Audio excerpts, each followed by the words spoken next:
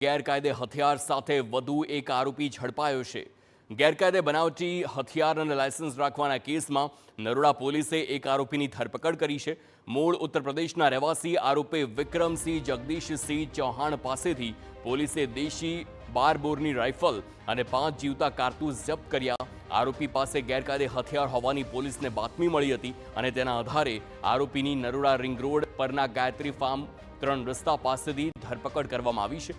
Police તપાસમાં સામે આવ્યું કે તેણે આ હથિયાર વર્ષ 2003માં યુપીથી લાવ્યો હતો। આ જે ફેક લાયસન્સ અને આ જે બારબોર ગન છે એ યુપીમાં જે બીજો આરોપી છે મુરલી ધાનુ, જે મૂળ ફરુખાબાદ યુપીના રહેવાસી છે, એને પાસેથી વર્ષ 2003માં 45,000 રૂપિયામાં લીધું હતું અને એના આધારે આ ગુજરાતમાં અલગ અલગ જગ્યાએ જેવી રીતે કે સુરત, ભાવનગર, અમદાવાદ, ગાંધીનગરમાં સિક્યોરિટી ગાર્ડ તરીકે નોકરી કરતું હતું। આરોપીની પૂછપરછમાં સામે આવ્યું કે બેંક કે અન્ય સુરક્ષા એજન્સીમાં હથિયાર સાથેના સિક્યોરિટી ગાર્ડને ઊંચો પગાર આપવામાં આવતો હોવાનો લાલચે હથિયાર અને બનાવટી લાયસન્સ લાવ્યો હતો। ગેરકાયદે હથિયાર સાથે તેણે બનાવટી હથિયાર લાયસન્સ પણ બનાવડાવ્યું હતું। બનાવટી લાયસન્સ અને હથિયારના આધારે આરોપી અત્યાર સુધી અલગ અલગ બેંકમાં સિક્યોરિટી ગાર્ડ તરીકે નોકરી કરતો હતો।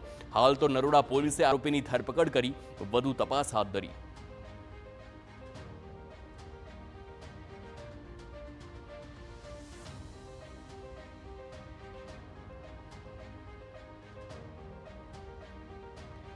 રાજ્ય